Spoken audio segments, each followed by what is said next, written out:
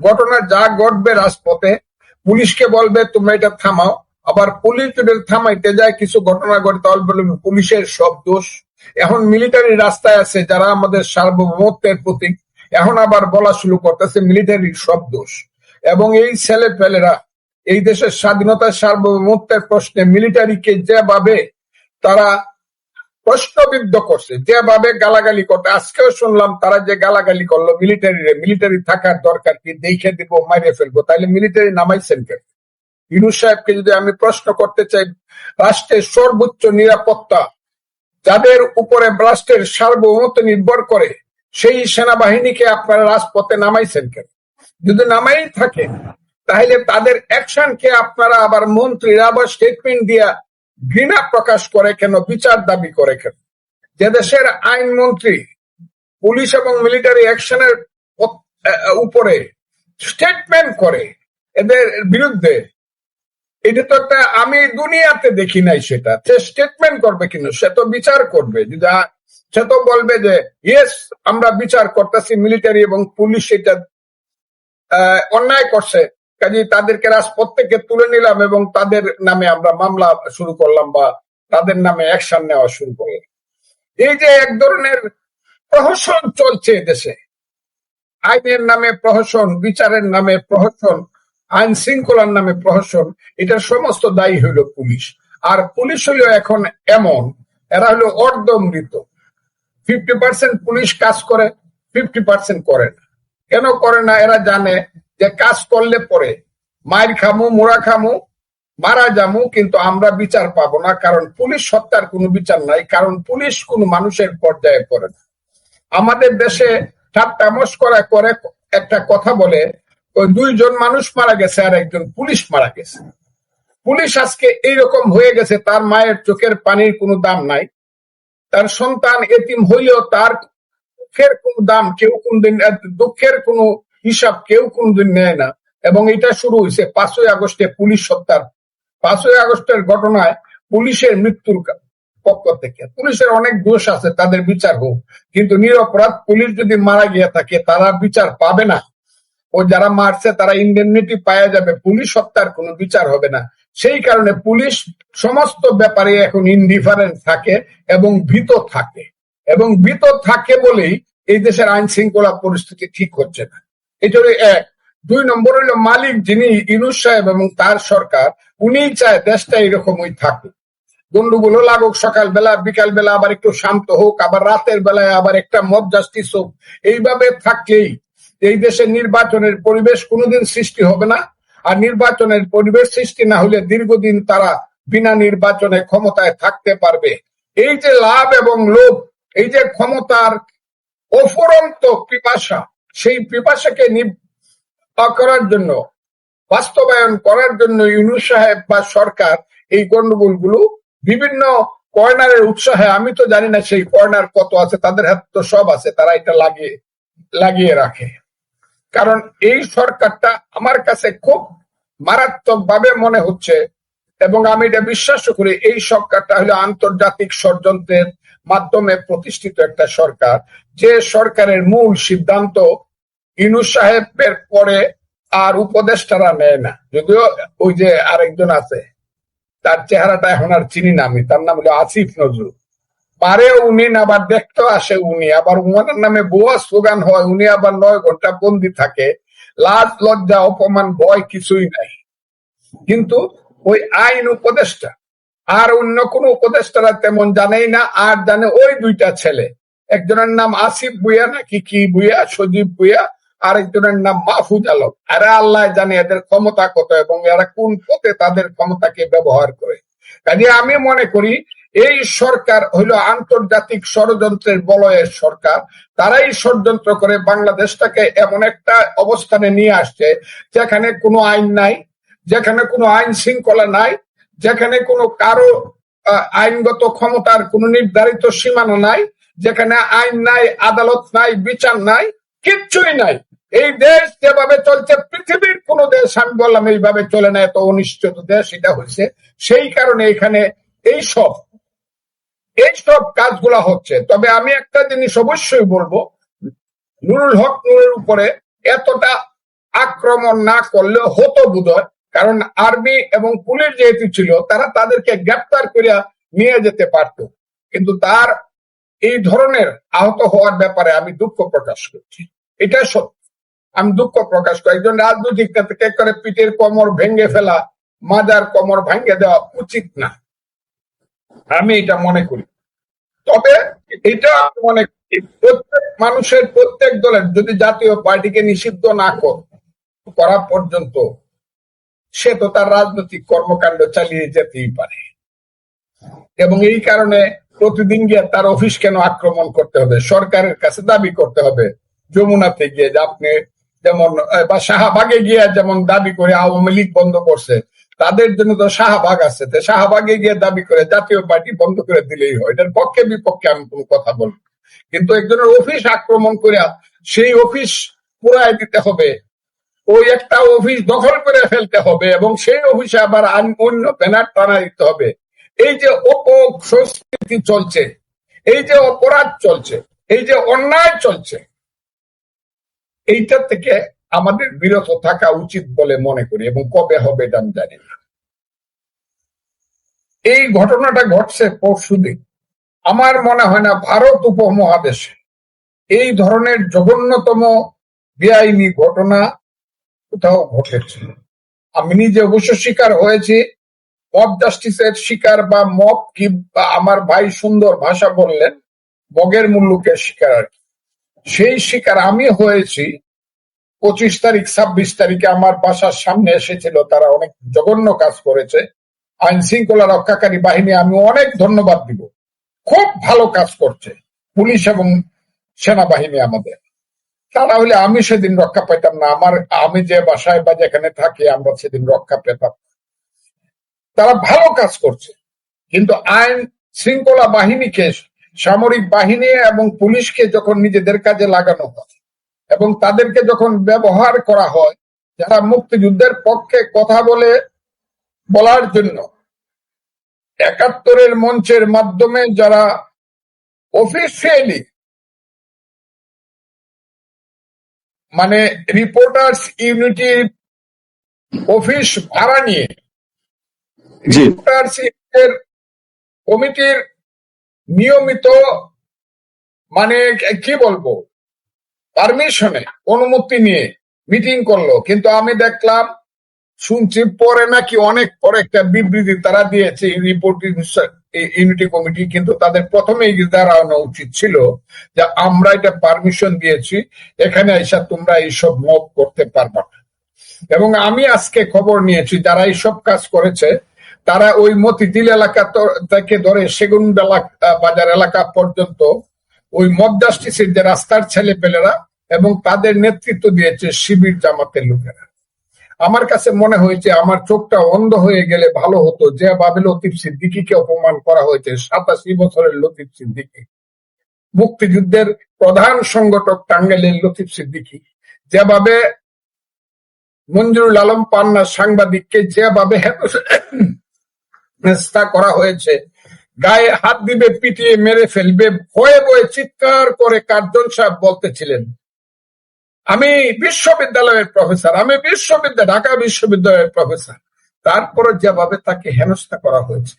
আমি দেখলাম আরেকজন মুক্তিযোদ্ধা আনিস, তার গলার মধ্যে ধরে যেভাবে চেপে ধরে রাখা হয়েছে, আমার মনে হয়েছে বাংলাদেশের গলা চেপে ধরেছে এইসব দুর্বৃত্তের বাচ্চারা, এইসব রাজাকারের বাচ্চারা।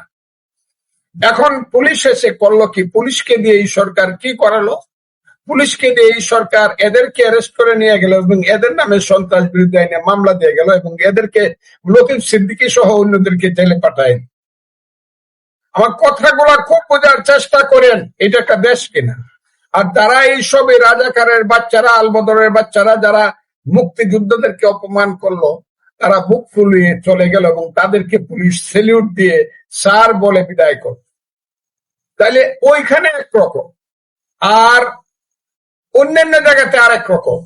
এখন আমার কথাটা হচ্ছে, যদি আপনি নির্বিঘ্নে আইন শৃঙ্খলা রক্ষাকারী বাহিনী, সেটা মিলিটারি হোক, সেনাবাহিনী হোক, বিডিআর হোক, বিজেপি হোক অথবা পুলিশ হোক, তাকে যদি আপনি কাজ করতে না দেন আপনার ইচ্ছা মতো, একই অপরাধে দুই ধরনের অর্ডার দেন, একই অপরাধে দুই ধরনের অ্যাকশনের অর্ডার দেন, তাইলে সে আইন শৃঙ্খলা বাহিনী তো দ্বন্দ্বে পড়ে।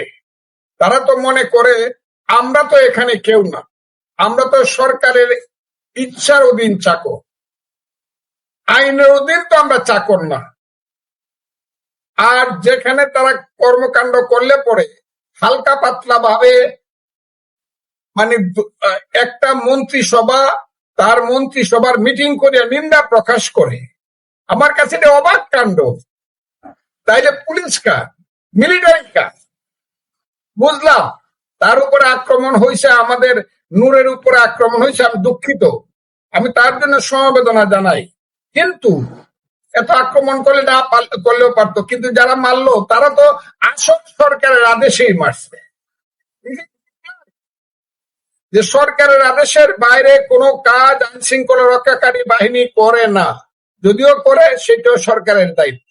হয় স্বরাষ্ট্রমন্ত্রীর পদত্যাগ করতে হবে, যেটা আমি ব্যর্থ, স্বরাষ্ট্রমন্ত্রীর পদত্যাগ করতে হবে, তারপর আইন শৃঙ্খলা বাহিনীকে বলতে হবে। এখন এই ধরনের ওই যে জনপ্রিয় স্টেটমেন্ট ইস্যু করিয়া, প্রেস কনফারেন্স করিয়া ওই আইন শৃঙ্খলা বাহিনীকে দায়ী করে মিলিটারি, যে মিলিটারি না হইলে চামড়া উঠে যাবে সবার, আমাদের চামড়া থাকবে না, কারো চামড়া উঠে যাবে। দুই দিন খালি মিলিটারি বাংলাদেশ থেকে তুলে ফেল, দেখেন কি হয় দেশে। কি ওই যে একটা ছেলে বলছে মাহফুজ আলম এই দেশে গৃহযুদ্ধ হবে, সিভিল ওয়ার হবে, সেটি হবে। সেই মিলিটারিকে আপনারা এইভাবে অপমান কেন করছেন? বরং আমি মনে করি আমাদের নেতা জনাব তারেক রহমান সাহেব যে স্টেটমেন্টটা করছে, যে আগে নিজেকে সংশোধন করেন। আগে বাংলাদেশে গত 1.5 বছর 1 বছর 1 মাস যাবৎ যে মত করিয়া যে অপরাধ করছেন, যে অপরাধের আপনার ইউনূস সাহেবদের কোন সীমা নাই, পরিসীমা নাই, তারপরেও মানুষ মাফ করতে পারে। এখন থেকেও যদি সেই মতকে আপনারা ফিরান, কি বলবো আপনাদেরকে? 10টা 5টা ছেলে আইসা সবাইকে আইসা পিটায়, সব বুকার মতো দাঁড়ায় থাকে। সেই মবকে আপনারা ফিরান না, এই দেশে কি হবে আমি জানি না। তবে আমার মনে হয় নিশ্চিতভাবে জনাব তারেক রহমান সাহেব যাতে আগামী দিনে ভালোভাবে চলে একটা স্টেটমেন্ট করেছেন, সেই স্টেটমেন্টের পথ ধরে আগানো উচিত। আর বাংলাদেশের ওই যেটারে কি কয়, last resource, last hope of the people of our country, শেষ ভরসা যে সেনাবাহিনীর উপরে, তারে আর মাইরেন না। কেসকিবান্দির ফুত আমি কই, এখন আর কই না, এদেরকে কেসকিবান্দির ফুত নাই বা কইলাম। এইসব 2 পয়সার মানুষেরা ওই সেনাপতিকে বাতিল করে দিব, বাড়িঘর ভাঙিয়ে দিব, ক্যান্টনমেন্টের ইট খুলে নিয়ে আসবো, ডিজিএফআই অফিসে আগুন লাগাই দিব। এইসব বইলা এমন সাহস এইসব বাড়ছে, যাদের 2 পয়সার দাম নাই বাংলাদেশের সমাজে, কুত্তাও যাদেরকে জিজ্ঞাসা করে না, সেই সব লোকেরা এই দেশটাকে সর্বনাশ করতেছে। আমি বললাম সর্বনাশ করতেছে। এর থেকে বেরিয়ে আসার জন্য আমি মনে করি যে আইনের প্রয়োগ হওয়া দরকার, এবং আইন যেভাবে বলে সেইভাবে আইন শৃঙ্খলা বাহিনীকে তার ক্ষমতা প্রয়োগ করতে দেওয়া দরকার। এটা আমার একদম সুস্পষ্ট ধারণা। এবং আমি মনে করি আজকে বাংলাদেশে যা ঘটতেছে, যা হচ্ছে, এই সারাদিন মানুষ ঘর থেকে বেরোয় না। আজকে সবাইকে ফোন করে কইছে ঘর থেকে বাইরে। আমাদের এক জায়গায় যাওয়ার কথা ছিল 4টার সময়, আবার 6টার সময় ফিরত আসবে। সবাই আল্লাহর দোয়াই বলছে, যারা শুভাকাঙ্ক্ষী জানতে পারছে আল্লাহর দোয়াই, ফজলু ভাই ভাবিরি নিয়ে বাইরেন। এই যে আল্লাহর দোয়াই করে ভাবিরি নিয়ে বাইরেন না, এটা যে কতগুলো পরিবারে আছে, এই বাবারা ঘর থেকে বেরোয় না। আজকে যে কি হয়, আবার সেইটা আবার দেখলাম যে সরকারের যে নিজস্ব ছেলে পেলে মানে আপন ছেলে যারা, তারা আবার কালকে দেখলাম হুমকি টুমকি দিছে, গভীর রাত্রে দেখলাম আবার কি মেসেজ দিছে, স্ট্যাটাস দিছে, কি নাকি তারা করে ফেলবো। যদি ইউনূস সাহেব আর তার মন্ত্রিসভা বা তার ওইসব অবৈধ লোকজনের যদি সমর্থন না থাকে, বাংলাদেশে না ঢাকা শহরে 500 লোকের মিছিল করার ক্ষমতা তাদের নাই। 50 জন লোকের মিটিং যারা করতে পারে না, তারা 50,000 লোকের শক্তি দেখায়। এইটাই হলো বাংলাদেশের সবচেয়ে বড় দুর্ভাগ্য। হে মোর দুর্ভাগা দেশ, একটা সময় আসছে বলতে হবে, হে মোর দুর্ভাগা দেশ, যাদের করেছ তুমি অপমান, অপমানে হতে হবে তাদের সবার সাথে। এটা হলো আমার। জনাব ফজলুর রহমান, জনাব আবু আলম শহীদ খান, আমি আপনাদেরকে আমাদের প্রতিষ্ঠানের পক্ষ থেকে 2 মিনিট সময় নিব। আমি শুধু একটা কথা, ফজলুর রহমান আজকে জাতির একজন, আমি বলছি আপনারা দুজনই ইতিহাসের প্রতি আমাদের সৌভাগ্য যে এই প্রজন্ম, আমাদের প্রজন্ম পর্যন্ত আপনারা দুজন মুক্তিযুদ্ধের জীবন্ত কিংবদন্তি আপনাদের সামনে আমরা দেখতে পাচ্ছি। যে ঘটনাগুলো গত এই 1 বছরে ঘটে গেছে, মুক্তিযোদ্ধাদের গলায় জুতার মালা দেখেছি আমরা, আমাদের এই প্রজন্মের বুক কেঁপে ওঠে। এবং আমার বন্ধু, আমার সহকর্মী, সাবেক সহকর্মী, আমার স্নেহের ছোট ভাই মঞ্জুর আলম পান্না আদালতে যে কথা বলছিলেন, আপনারা জাতির সূর্য সন্তান, তাদেরকে পাশে পাওয়া, তাদের সঙ্গে পাশে থাকা আমরা পূর্ণ মনে করি। তাদের এই অপমানের জায়গাটা আমাদের জাতির, ফজলুর রহমান যেটা বলছেন যে অল্প কয়েকটা ছেলে সারা বাংলাদেশকে আজ এই অবস্থায় নিয়েছে, কিন্তু লক্ষ লক্ষ নিশ্চয়ই মুক্তিযুদ্ধের প্রজন্ম আছে এবং তাদের পক্ষ থেকে, আমাদের ছোট এই পরিসর থেকে আপনাদের সে অপমানের জ্বালা বা কষ্টের জায়গাটা আমরা ঝাড়াই না দিতে পারলো, আমাদের পক্ষ থেকে লক্ষ লক্ষ এবং আমাদের প্রজন্ম থেকে আপনাদেরকে লক্ষ কোটি সালাম। এই প্রসঙ্গটা আমি আসতাম এই ডিআরইউতে, ঢাকা রিপোর্টার্স ইউনিটিতে যে ঘটনাটি ঘটেছে, আমি একটু আবু আলম শহীদ খানের কাছ থেকে, আমরা আবারও রাজনীতির একটা প্রসঙ্গ দিয়ে শেষ করবো ছোট করে, আমি একটু জানাবো আবু আলম শহীদ খান, আপনার কাছে কোনো খুঁটিনাটি প্রশ্নে না গিয়ে এই দিনটি, সেই সময়টুকু আপনার কেমন লেগেছে, আপনার অনুভূতিটা একজন মুক্তিযোদ্ধা হিসেবে, সেগুলো ইতিহাসে কোথাও না কোথাও থাকুক, আমাদের এই ছোট পরিসরে এই গুগলে থেকে যাক, যে আপনার সেই মুহূর্তটা কেমন লেগেছে, আর আপনি কি দেখতে চান এই জাতিকে একজন মুক্তিযোদ্ধা হিসেবে সেই সময়টা। ফজলুর রহমান তিনি দূর থেকে দেখে তার প্রতিক্রিয়া জানিয়েছেন, সেখানে লতিফ সিদ্দিকী বা তারপর মুক্তিযোদ্ধা না হলেও হাফিজুর রহমান কার্জন বা আমাদের প্রজন্মের ছেলে এই মঞ্জুর আলম পান্না, তার স্ত্রী সন্তান কি অবস্থায় আছে আমরা জানি কম বেশি। এই যে সিচুয়েশনটা তৈরি হয়েছে ওখানে, মানে এটার অর্থটা কি, আপনি কিভাবে দেখেছেন, আপনার সেই অনুভূতি একটুখানি জানতে চাই জনাব আবু আলম শহীদ খান। না, এগুলোর তো নিন্দা করার ভাষা খুঁজে পাওয়া কঠিন, খুবই নিন্দনীয় এবং খুবই ঘৃণ্য কাজ হয়েছে। এবং সেখানে কিন্তু আইন শৃঙ্খলা বাহিনীর যেভাবে দায়িত্ব পালন করা দরকার ছিল সেটা তারা করেননি। এবং এটা তো বোঝাই যায় যে সরকারের নির্দেশে, মানে আমরা অতীতে যেটা দেখেছি যে অতীতে ফ্যাসিস্ট সরকারের পেটোয়া বাহিনী হয়ে গেছিল পুলিশ বাহিনী, এখনো তো একই অবস্থা। আপনার অবস্থার কেন পরিবর্তন হবে না? আপনার যদি সুশাসন চাই, আমরা যদি আইনের শাসন চাই, অবশ্যই তাদেরকে আইন অনুযায়ী কাজ করার সুযোগ দিতে হবে। আপনি এদেরকে এইভাবে নষ্ট করতে পারেন না এবং এদের উপরে আপনি এই দায় চাপাই দিতে পারেন না। আমরা একটা সুশাসনের দেশ চাই, আমরা একটা উদারনৈতিক বাংলাদেশ চাই, আমরা মানবিক বাংলাদেশ চাই, উদার গণতান্ত্রিক বাংলাদেশ চাই। এই শ্বাসরুদ্ধকর পরিস্থিতি আমরা চাই না। দেশে কিন্তু একেবারে শ্বাসরুদ্ধকর পরিস্থিতি। এই যে ফজলুর ভাই যেটা বললেন যে তাকে যখন বলে আল্লাহর ওয়াস্তে আপনি ভাবিকে নিয়ে আজকে বের হন না, মানেটা কি? এটা তো বোঝা যায় না যে এই দেশটা কি আমার দেশ? আমার দেশ, আমি এখানে একজন নাগরিক, আমি স্বাধীনভাবে ঘোরাফেরা করব, আমার মতামত প্রকাশ করব। আপনার ভিন্ন মত থাকতে পারে, সেই মতকে আমি শ্রদ্ধা করি। আপনার ভিন্ন মত আপনি প্রকাশ করেন, কিন্তু ভিন্ন মতের জন্য আপনি কি আমার গলা কেটে দিবেন, আমার গলায় জুতার মালা দিবেন, আমাকে মব দিয়ে লাঞ্ছিত করবেন? এটা তো হতে পারে না। এটা তো মানবিক বাংলাদেশে এটা হতে পারে না। সুতরাং এটা ইউনূস সরকারকে এই দায়িত্বটা নিতে হবে। তারা দায়িত্ব তো নিয়েছেন, এখন দায়িত্ব নেওয়ার পরে তারা যদি এটাকে নিয়ন্ত্রণ করতে না পারেন, দেশটাকে যদি শ্বাসরুদ্ধকর পরিস্থিতির মধ্যে আরো ঠেলে দেন, তাহলে তো এই দেশের কি হবে সেটা নিয়ে তো আমরা আসলেই আমি একেবারে হতাশ হয়ে যাই মাঝে মাঝে। কিন্তু হতাশার মাঝেই তো আমাদের আশা খুঁজতে হবে। আমি নিশ্চয়ই মনে করি যে বাংলাদেশ যে লক্ষ মানুষের প্রাণের বিনিময়ে যে দেশটা স্বাধীন হয়েছে, লক্ষ নারীর সংগ্রামের বিনিময়ে যে দেশটার স্বাধীনতা অর্জন করেছি আমরা, এটা বৃথা যাবে না। বাংলাদেশ টেকার জন্য আসছে, বাংলাদেশ থাকবে, আমাদের মুক্তিযুদ্ধ থাকবে, আমাদের স্বাধীনতা যুদ্ধ থাকবে, আমাদের জাতীয় সঙ্গীত থাকবে, আমাদের জাতীয় পতাকা থাকবে। আমরা এই সবকিছু নিয়ে সামনে এগিয়ে যাব, যত কথা যত বাধা আসুক।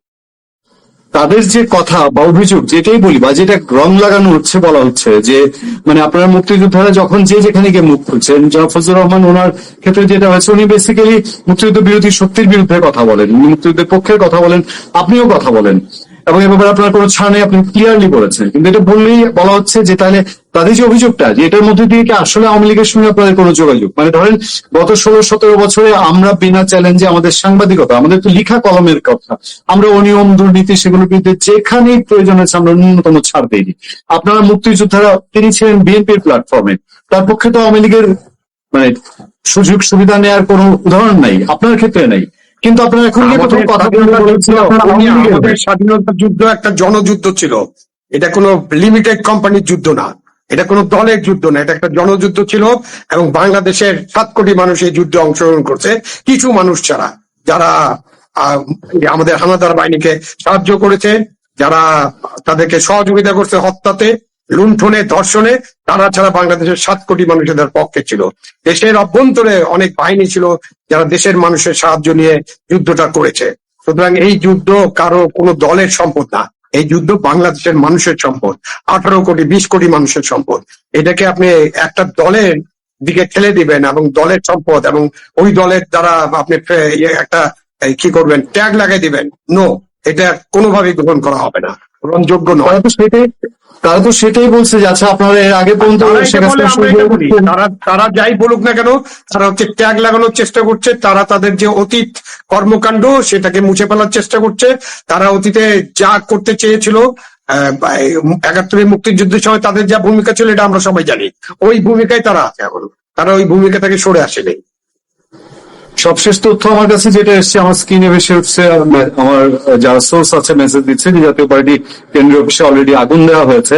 আমি এই প্রসঙ্গটা দিয়ে আবার ফজলুর রহমানের কাছ থেকে জানতে চাই যে আমি যে জায়গাটা ছিলাম, যে মানে এখন কেন এটা হচ্ছে, এখন এটা হওয়ার অর্থ তাহলে কি জাতীয় পার্টিকে নিষিদ্ধ করার এই প্রেক্ষাপটে এটা যে মুরগের সামনে দিয়ে এই ঘটনা তৈরি হয়, এবং এই যে আগামীকালকে মিটিং আছে, এখন কিছু লোক দাঁড়িয়ে যাবে, ওই আওয়ামী লীগ নিষিদ্ধের যে ব্যাপার ছিল, আর কেনই এই জাতীয় পার্টি নিষিদ্ধের ব্যাপারটা এখন আসছে, এটার সঙ্গে কিসের সম্পর্ক, এটা একটু যদি আবার শহীদ খান আপনি বলতেন, দেন আমি চাই।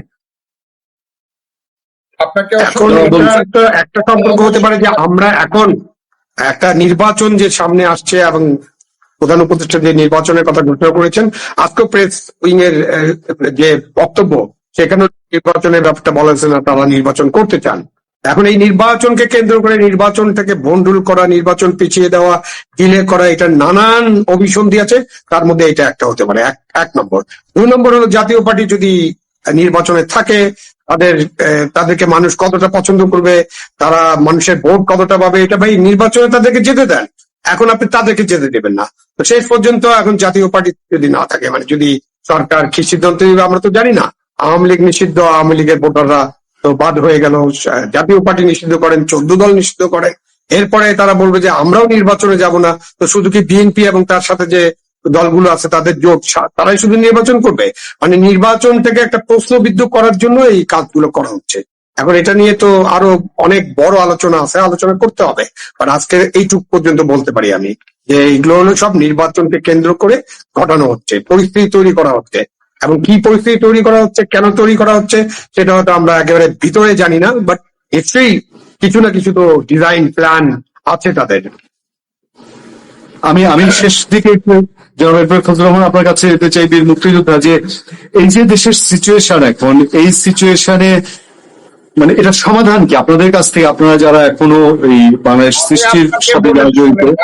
প্রশ্ন করছেন, আমি প্রথম থেকে বলে আসছি, এই কালো শক্তি জামাত এরা কিন্তু ইলেকশন করার জন্য না, গণতন্ত্রের জন্য না, 71-এর প্রতিশোধ নেওয়ার জন্য, 5ই আগস্টের আন্দোলনের ভিতরে এরা ষড়যন্ত্রমূলক ভাবে ছিল। 5ই আগস্টের মূল আন্দোলন করেছে জনগণ, এবং তার পিছনে ছিল বিএনপি, এবং বিএনপি নেতা তারেক রহমান সাহেব ছিল নেতৃত্বে। আমি এই কথাটা বলার কারণে আমার দুর্ভাগ্য নেমে এসেছে। এরা 5ই আগস্টকে কেন্দ্র করে ষড়যন্ত্র করেছে জামাত, কথাটা আবারও বললাম, জামাত এটা কালো শক্তি। এবং লা হাওলা ওয়ালা কুওয়াতা ইল্লা বিল্লাহিল আলিয়্যুল আযীম বলার সঙ্গে সঙ্গে শয়তানের গায়ে যেমন আগুন লাগে, মুক্তিযুদ্ধ বলার সঙ্গে সঙ্গে জামাতের গায়ে তেমন আগুন লাগে।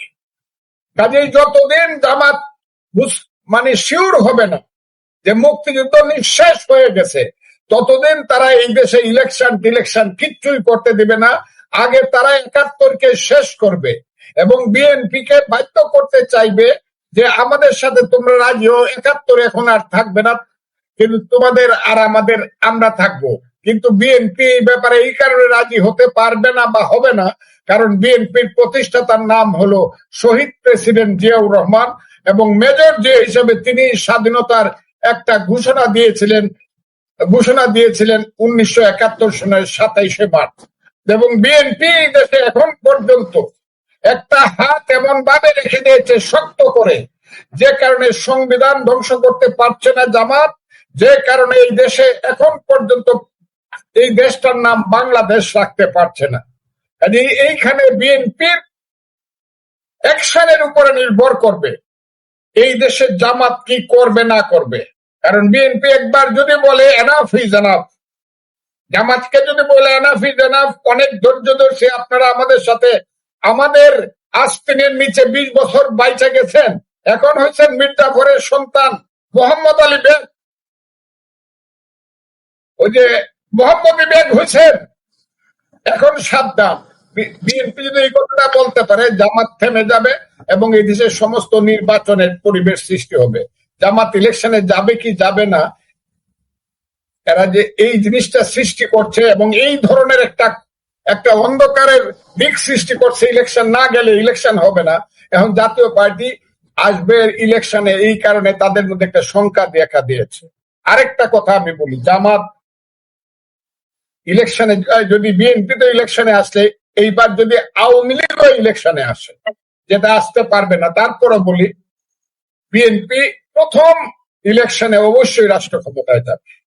আওয়ামী লীগ হোক, যেই হোক, বিএনপি যাবে। কিন্তু জামাত একটা শঙ্কায় আছে, তাহলে তো আমরা বিরোধী দল হইতে পারবো না জাতীয় পার্টি আসলে। জামাত এটা বুঝতেছে না, তোমাকে বদিবে যে গোকুলে বাড়ি চেষে। তোমরা যে মুক্তিযুদ্ধকে হত্যা করতে চাচ্ছ, তোমরা যে মুক্তিযোদ্ধাদেরকে হত্যা করতে চাচ্ছ, আওয়ামী লীগ আসুক আর না আসুক, এমনও তো হতে পারে প্রত্যেক জায়গায় একজন মুক্তিযোদ্ধা দাঁড়ায় বলবে, আমি মুক্তিযুদ্ধের সন্তান, আমি তোমাদেরকে অনুরোধ করি মুক্তিযুদ্ধকে বাঁচানোর জন্য তোমরা আমাকে একটা ভোট দাও। সেই ভোটটাও এমন হবে যে বিএনপি ফার্স্ট হইব, ওই মুক্তিযোদ্ধারা সেকেন্ড হইব, আর জামাতরা বহু দূরে থার্ড হইব। এই কারণে তারা আর কাউকে, আমি বলে দিলাম, এটা হলো আমার এজামশন না, এটা আমার এজামশন না, আমি এটা মানে অনুমান করতেছি না, আমার নির্দিষ্ট কথা বলতেছি। ইমরান খানের মতো পাকিস্তানে যে ঘটনা ইমরান খানের দল ঘটাইছে, এই ঘটনা বাংলাদেশে ঘটবে। সব জায়গাতে একজন মুক্তিযোদ্ধা দাঁড়ায় ৩০০ সিটে, তাকে সবাইকে মারবেন আপনারা, আওয়ামী লীগ আসবে না, দাঁড়ায় বলবে আমার মার্কা হইল টেলিফোন, মোবাইল মার্কা বলবে, তখন দেখা যাবে জামাত ৩ নম্বরে চলে গেছে।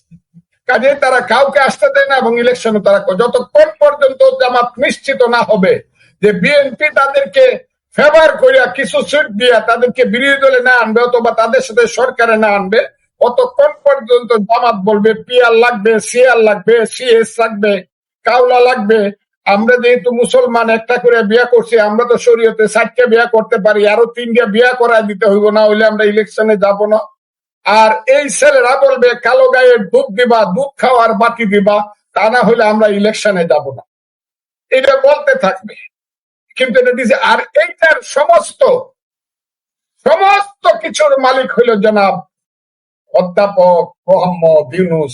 নোবেল লরিয়েট, হাকিম হইয়া হুকুম করো, পুলিশ হইয়া ধরো, সর্প হইয়া দংশন করো, পূজা হইয়া ঝাড়ো, আমার কথা শেষ। জি, ধন্যবাদ। আমি সবশেষ একটা গুরুত্বপূর্ণ ইস্যুতে শুধু আপনাদের একটু ছোট্ট করে 2 মিনিট করে মতামত নিয়ে আজকে শেষ করব, বিদায় নিব। সেটা হচ্ছে লাস্ট 1 মিনিট শুধু একটা জিনিস, যে মানুষ, সারা দেশের মানুষ একটা আজকে সেই গত 24 ঘন্টায় যে আমরা কার মাধ্যমে চলছি, আমরা একটা রাষ্ট্রে তো চলছি, সেই রাষ্ট্রটা কে চালাচ্ছে? সরকারের ডক্টর ইউনূস বা উপদেষ্টারা, সেনাবাহিনীর মতো একজন, সেনাবাহিনীকে নামানো হয়েছে তো আইন শৃঙ্খলা চরম অবনতি ঠেকানোর জন্য, তারা ভূমিকা নিয়েছে, এখন এটার নিন্দা জানাচ্ছে সরকারের ভিতর থেকে, সরকারই এটার নিন্দা জানাচ্ছে। তাহলে আমাদের এই দেশটা চালাচ্ছে কে? ফজলুর রহমান আবু আলম শহীদ খান দিয়ে 1 মিনিট বলবে আমার ভাই, আমি 1 মিনিট বলছি এই কারণে, 7ই জানুয়ারি 2024 সন যখন শেখ হাসিনা সব ইলেকশন করে ফেললো, 8ই জানুয়ারি যুগান্তরের ইউটিউবে আমি একটা সাক্ষাৎকার দিছিলাম। ইউটিউবের সাক্ষাৎকারে আমার প্রশ্ন করা হয়েছিল, এখন তো একদম শেখ হাসিনা কনফার্ম হয়ে গেল আগামী 5 বছর ক্ষমতায় থাকবে, তার তো সার্টিফিকেট হয়ে গেল। আমি বললাম না। বললো আপনি কেমনে বলেন, কে ফিরাবে? আমি তখন আঙ্গুল তুল্লা বলছিলাম ওই যে আর ওই যে আল্লাহ, সেই আল্লাহর যে সৃষ্ট আশরাফুল মাখলুকাত মানুষ, তারা ফিরাবে। শেখ হাসিনা 6 মাসের বেশি ক্ষমতায় থাকতে পারবেন। আমি আজকেও বলছি যে দেশ কি হবে জানেন? আমি আল্লাহর উপরে ভরসা করতে করে বলছি, দেশের মানুষ দেশ ঠিক করবে। এই দেশের 18 কোটি মানুষ এই দেশ ঠিক করবে। কোন লোকের মাতাব্বরি ষড়যন্ত্র চলবে না। কারণ এই দেশের মালিক হলো বাংলাদেশের জনগণ। মালিকেরা কিন্তু এক সময় সব নেতারে বলবে, সব দলকে বলবে সাবধান, আমরা কিন্তু তোমাদেরকে পাহারাদার রাখছিলাম, এখন কিন্তু বিদায় করে দিলাম, 1 মাসের বেতন লইয়া বিদায় হোক। এটা কিন্তু করবে, আমি বলে দিলাম। এটা খুব দূরে না, কিন্তু খুব দূরে না। তবে এইখানে একটা জিনিস আসতে হবে, লাইট আসতে হবে, লাইট, আলো আসতে হবে। আর একটা দেশের লাইট হইলো, যেমন ইসলামের লাইট হইলো হযরত মুহাম্মদ সাল্লাল্লাহু আলাইহি ওয়াসাল্লাম, লিডার। একটা লাইট আসতে হবে। লাইট মিন্স লিডার, পাওয়ার মিন্স পিপল। লাইট আসতে হবে। লাইট যেন একটু দূরে রয়েছে, লাইটটা আইসা পড়বে তারা, এই কথাটা বললাম। এবং সেই দিন যাবে আল্লাহ এবং সরাবে এদেরকে। কথাটা কয়ে দিলাম, ক্লিয়ার, এর কোনো বিকল্প নাই। জনাব আবু আলম শহীদ খান, দেশ কে চালাচ্ছে? জনগণ তো না। তারপরে এটা এমন একটা প্রশ্ন যে এর কোনো উত্তর এই মুহূর্তে নাই। দেশকে চালাচ্ছে, কোথায় সরকার আছে, সরকারের ভিতরে সরকার আছে কিনা, আর কি কি ষড়যন্ত্র হচ্ছে, এটা তো আমাদের সামনেই আসছে। সুতরাং দেশটা তো চলছে না, আসলে চালাচ্ছে কে? চলছেই তো না। সুতরাং এটা চলছে না, এটাকে ঠিক করে চালানোর জন্য আমাদের দেশটা চলছে না, এটাকে ঠিক করে চালানোর জন্য আমাদের যারা আছেন, আমাদের এখনো আমি অনুরোধ করব ডক্টর মোহাম্মদ ইউনূসকে, যিনি সরকার প্রধান, উনি যেন দেশটা ঠিক মতো চালানোর জন্য আমাদের যে সুশাসন এবং আইনের শাসনের মধ্য দিয়ে দেশটা চলে, এইটার ব্যাপারে উনার যে কমিটমেন্ট আছে, সেই কমিটমেন্টটা যেন উনি রক্ষা করেন। উনি যেন আমাদের সেনাবাহিনী, আমাদের পুলিশ, আমাদের অন্যান্য যে আইন শৃঙ্খলা বাহিনী আছে, আমাদের যে সিভিল সার্ভিস এবং জুডিশিয়ারি, তাদেরকে যেন বলেন যে দেশটাকে তারা যাতে ঠিক মতো চালানোর চেষ্টা করেন। ওনারা তো উপরে বসে আছেন, এবং যারা চালাবেন তাদেরকে চালাতে দেন। এবং কোথাও কেউ কোনো অন্যায় করলে অবশ্যই বিচার করবেন। কোথাও কেউ কোনো ব্যত্যয় করলে তাকে শাস্তির আওতায় আনবেন। কোথাও কেউ কোনো অন্যায় করলে আপনি তদন্ত করবেন, কমিশন করবেন, সব ঠিক আছে। কিন্তু এইভাবে দেশটা চলতে পারে না, দেশ চলছে না। এবং এইরকম ভাবে যদি চলতে থাকে, তাহলে আমরা কোথায় যাচ্ছি আমি জানি না, একেবারে অন্ধকার গুহার মধ্যে ঢুকে যাচ্ছি আমরা। ধন্যবাদ।